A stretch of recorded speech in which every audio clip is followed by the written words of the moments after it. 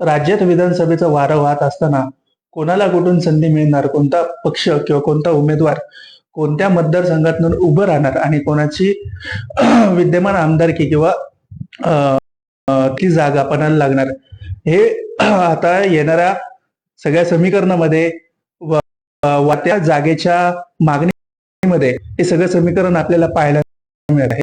तसं पुण्यात शिवसेनेच्या एकनाथ शिंदेच्या शिवसेनेने 3 मतदारसंघ मागितलेले, ज्यामध्ये 2 भाजपचे मतदारसंघ, ज्यामध्ये 2 भाजपचे विद्यमान आमदार आहेत तर 1 राष्ट्रवादीचे विद्यमान आमदार आहेत. त्यामधली एक जागा म्हणजे खडकवासला मतदारसंघ. खडकवासला मतदारसंघावरती भीमराव आटगिरे विराजमान असून मात्र त्या जागी शिवसेनेचे शिलेदार हे लढण्यासाठी इच्छुक आहे आणि तशी त्यांनी मागणी देखील केलेली आहे. त्या जागेची मागणी त्यांनी वरिष्ठांकडे पण केली आहे. मात्र ही जागा मिळणार का, काय समीकरण असेल तुमच्या या सगळ्या मतदारसंघाचं? नाही, खडकवासला विधानसभा मतदारसंघ जर आपण पाहिला तर हा मतदारसंघ ज्यावेळेस 2000 ला नव्या निर्माण झाला त्यावेळी त्यामध्ये पुणे पूर्वीचा कॅन्टोन्मेंटचा मतदारसंघ आणि मुळशी हवेलीचा मतदारसंघ या 2 मतदारसंघाचा मिळून हा मतदारसंघ झाला आणि या दोन्ही मतदारसंघावर त्यावेळेस शिवसेनेचे आमदार होते. आणि हा मतदारसंघ तयार झाल्यानंतर शिवसेनेकडून मी त्यावेळेस जिल्हा परिषद सदस्य होतो, 4-5 जण इच्छुक होतो आणि त्यावेळेस मग वाटपामध्ये हा मतदारसंघ शिवसेनेच्या ऐवजी भाजपला गेला आणि शिवसेनेची एवढी सगळी चांगली तयारी असताना, सगळं शिवसैनिकांचं शाखांचं कामाचं जाळं उभं असताना मतदारसंघ भाजपला गेला. आणि त्यावेळेस मग 2009 निवडणुकीमध्ये भाजपच्या सुद्धा तिकीट वाटपामध्ये तो मतदारसंघ कोथरूडला आज जे आपले केंद्रीय मंत्री आहेत सन्मान्य मुरली अण्णा मोहोळ ते त्या ठिकाणावरून उभे राहिले.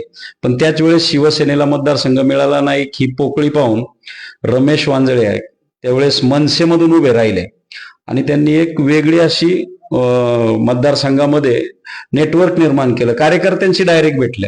कुठलंही म्हणजे पार्श्वभूमी नव्हती, मोठं संघटन नव्हतं, त्यांचा कुठलाही दुसरा पदाधिकारी नव्हता.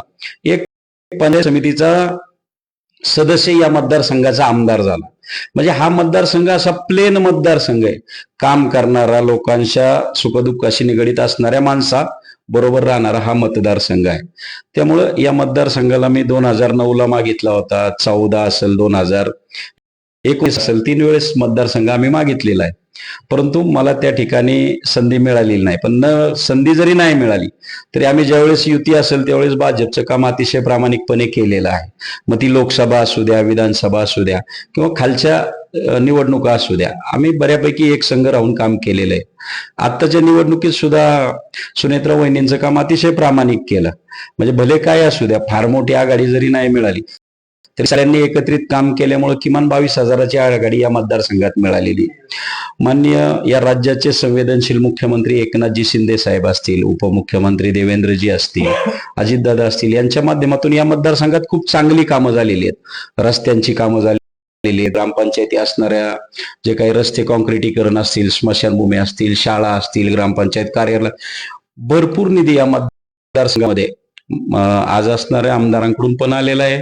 मुख्यमंत्र्यांच्यामुळं, जिल्हा प्रमुख मी असल्यामुळं माझ्याकडून आलाय. अजितदादांकडून या मतदारसंघात विशेष निधी आलेला आहे. त्यामुळे खूप कामं झालेली आहेत आणि चालूही आहेत. लोकांच्या गरजेची असणारी कामं या मतदारसंघात झालेली आहेत. पण भाजप तो मतदारसंघ सोडून तुम्हाला का देईल असं वाटतं? नाही, एक आता आपली महायुती आहे. आता आमच्याकडं ज्यावेळेस आत्ताच्या लोकसभेच्या इलेक्शन झाले आपण पाहिलं, कितीतरी ठिकाणी सर्वेचा अंदाज घेऊन बदल झालेले आहेत. म्हणजे शिवसेनेकडे असणाऱ्या खासदारांना थांबावं लागलं, त्या ठिकाणी नवीन उमेदवार द्यावे लागले. ते बदल होत असताना हे थोडंसं एकमेकाचं अंडरस्टँडिंग ठेवलेलं आहे. पुणे जिल्ह्यामध्ये असणाऱ्या 21 विधानसभेतून माननीय मुख्यमंत्री एकनाथजी शिंदे साहेब यांच्या गटाला काहीतरी जागा वाट्याला येतील. फक्त काँग्रेसकडे असणाऱ्याच मतदारसंघाच्या येतील का? तर असं काही नाही. ज्या ठिकाणी नंतर एक सर्वसमावेशक एखादा चेहरा त्यातून पुढे येईल आणि त्याला उमेदवारी दिली जाईल अशी अपेक्षा मला आमच्या मतदारसंघामध्ये सुद्धा आहे. आपण एवढ्या वर्ष मतदारसंघ मागितला आहे, तळागाळापर्यंत आपण किमान पोहोचलेलो आहे. मतदारसंघाचे असणारे महत्वाचे मूलभूत जे प्रश्न आहेत, मग ग्रामपंचायती ज्या आता पुणे महानगरपालिका महापालिकेत समाविष्ट झालेल्या त्यांचा सार्वजनिक विकासाचा विषय असेल, त्या ठिकाणी असणाऱ्या ग्रामपंचायतीच्या नोंदींचा विषय असेल, त्या ठिकाणी जे ग्रामपंचायत कर्मचारी पुणे शहरामध्ये गेले त्यांना काढून टाकलं हा विषय असेल, त्यानंतर त्या ठिकाणी असणाऱ्या कचऱ्याची व्यवस्था असेल, पाण्याची व्यवस्था असेल, रस्त्यांची असेल, लाईटची असेल, या मूलभूत सुविधांची सगळी कामं शिवसेना सुविधांचा अभाव आहे. आणि मग हे सगळे प्रश्न मार्गी लावायचे असेल तर या सगळ्या गोष्टीचा अभ्यास असणार आहे. या गोष्टींचा किमान त्याच्यावर काम केलेल्या माणसाला संधी मिळेल.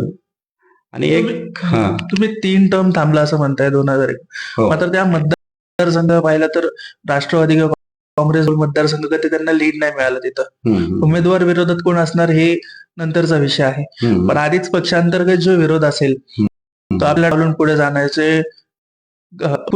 ही संधी आहे. 3 वेळा न करता चौथ्यांदा तुम्हाला उमेदवारी मिळेल असं तुम्हाला वाटतंय? हे नक्की वाटतंय ना. एकनाथजी शिंदे साहेबांच्या माध्यमातून ज्यावेळेस अख्ख्या राज्यामध्ये आता हे जे सरकार महायुतीचं अतिशय चांगलं काम करतंय, त्यामुळं एक 2-4 मतदारसंघ तरी इकडे तिकडे होतील ना. ही जी विकासाची कामं सांगितली ते एकनाथ शिंदे हे मुख्यमंत्री झाल्यानंतर झाले? हो, नक्की. एकनाथजी शिंदे साहेब ज्यावेळेस मुख्यमंत्री झाले त्यावेळेस त्यानंतरची हे 2 जी बजेट झाली, मग जिल्हा नियोजनचं असेल किंवा राज्याचे असेल, त्या माध्यमातून अनेक कामं या मतदारसंघामध्ये शिंदे साहेबांच्या माध्यमातून उभी राहिलेली आहेत, चालू झालेली आहेत. काही कामं अगदी वर्षभराच्या काळामध्ये पूर्णत्वाला आलेली आहेत. अगदी चांदणी चौकासारखा विषय असेल, त्या ठिकाणी शिंदे साहेब ज्यावेळेस ट्रॅफिकच्या वेळेस एकदा उतरले आणि तो ब्रिज पाडायचा विषय होता, अतिशय त्यांनी स्वतः लक्ष घालून त्या विषयाला वाचा फोडली आणि पुणेकरांचा श्वास मोकळा करण्याचं काम या ठिकाणी शिंदे साहेबांच्या माध्यमातून झालेले आहे. असे अनेक विषय आहेत. भीमराव अण्णा कुठेतरी कमी पडत होते असं वाटतं? नाही, अण्णा कमी पडत होतो असं म्हणण्याचं कारण येत नाही. ज्या संधी मिळाली तो आपल्या पूर्ण क्षमतेने काम करतच असतो. परंतु आता ठीक आहे, अण्णांनी 3 टर्म काम केलेलं आहे. आता बदलाच्या ह्याच्यात कुणाला तरी एकाला संधी मिळेल. आम्ही सुद्धा भाजपचं काम आजपर्यंत प्रामाणिक केलेलं आहे ना. बरं, मी नुसतं म्हणत नाही की प्रामाणिकपणे केलेलं आहे, त्या मतदारसंघातला कार्यकर्ता सांगेल की बाबा रमेश कोंडेंनी काम केलंय का नाही केलं. मग 3 वेळा जर आपण भाजपचं काम केलं असेल तर 1 वेळ संधी मागणे आपल्याला नक्कीच अधिकार आहे. एकूणच आपण पाहिलं तर विधानसभेचे वेग आणि वारा हे सगळीकडे फिरताना पाहायला मिळत आहे. याच पार्श्वभूमीवरती रमेश कोंडे देखील आपली मतदारसंघात इच्छुक उमेदवारी एकनाथ शिंदेकडे मागत आहेत. त्यामुळे त्यांचा विचार होणार का हे पाहणं आता महत्वाचं असेल. पुण्याहून मी आदित्य पवार.